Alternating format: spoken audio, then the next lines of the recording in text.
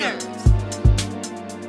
Better shake your booties for Black Girl Nerds. Hi, it's KB here with Black Girl Nerds on the red carpet of the world premiere of Spike Lee's She's Gotta Have It, the new Netflix series that debuts on Thanksgiving Day. Oh, how are you? I'm doing well. I'm KB with Black Girl Nerds. Black Girl Nerds, Yes. I love that. Thanks. There are so many of us. I know. It's wonderful. It is. So tell us a little bit more about your character. What can you reveal? What secrets can you reveal about your character? I really can say very little, unfortunately, about my character.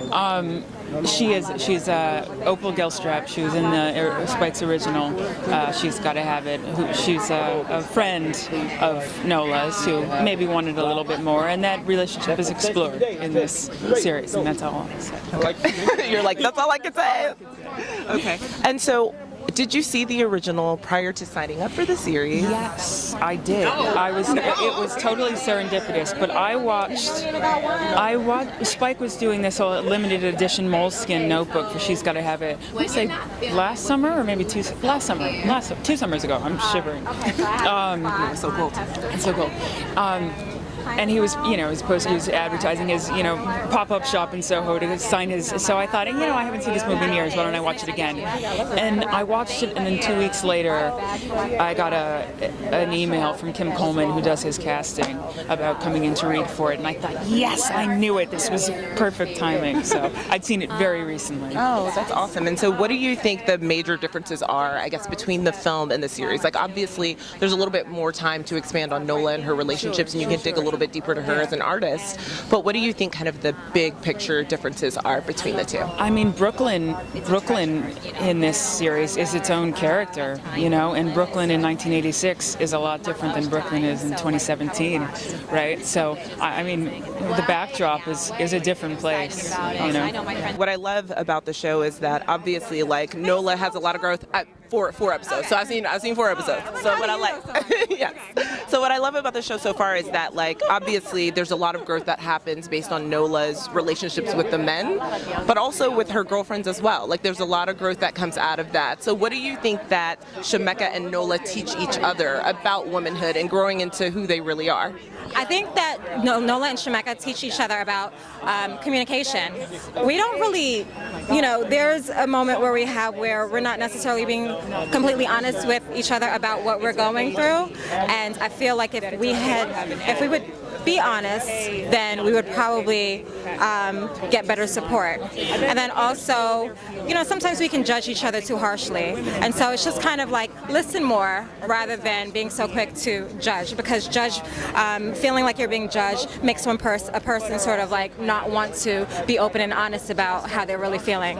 Retreat a little bit more into themselves. Drew you specifically to your character, and outside probably of, everyone has kind of a fondness for Spike Lee and a lot of the works that he's done, especially myself throughout the years. But what drew you to this character specifically? Well, for my character, I'm playing Manny Garciela, who's Mars's best friend.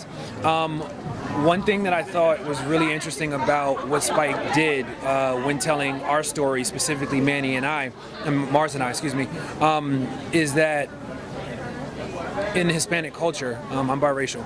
In Hispanic culture, you have Hispanics that gravitate sometimes more towards hip hop culture, but then you also have Hispanics that gravitate more sometimes towards rock and roll, punk rock culture.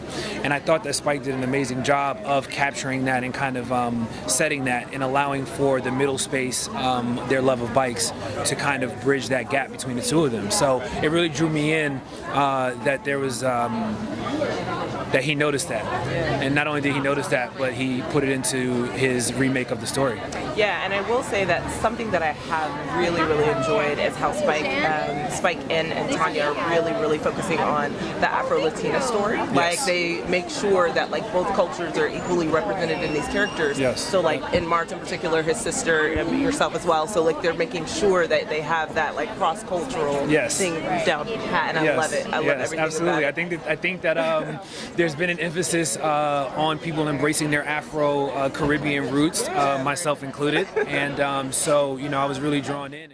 So you were talking a little bit about how when you were a child, your mom and your aunts really loved the film, and that kind of sparked a little bit of curiosity inside of you. So how old were you when you first saw the film, and what do you think the major differences between the film and the series? Okay, when I saw this, I guess it was like late in high school, early in college, something, probably on VHS. Do you remember what those were? Yes, love Am I them the still. only one? Still love them. Yeah. I'm 40. Still I love them. know. Still have them. But I think at the time I saw it, I was just like, well, I was drawn into, well, one of the things I always love about Spike's films is his use of music. And I love jazz. I'm a big jazz head. So I remember being drawn into the art of it, you know, the use of black and white, the use of music, the unique shots. And I guess at the time that I saw it, there still weren't many black filmmakers. And I'm always fascinated when I see something. It's a little more commonplace today, okay? Right. But 10, 20 years ago, I would be fascinated when I found out that like someone black created like, you know, this art form I was watching. Like a black person did this. Yeah. Wow, okay, Yeah. you know, there was no Google back then. You couldn't find information. You just had to hear about it to get it confirmed. Right. And, you know, watching it and thinking like, whoa, okay, this woman's just like, she can do what she wants, you know, and thinking that that was really cool. So that's what I remember like from the film. And now, you know, he takes it a step further with more modern day issues, addressing the new Brooklyn and things like that. And what I take away from this is just like the strength of you know, security and confidence and not asking for permission for anything. Yeah. So, yeah. Wonderful. Thank you so much. Better shake your booties for black girl nerves. Better shake your booties for black girl nerves.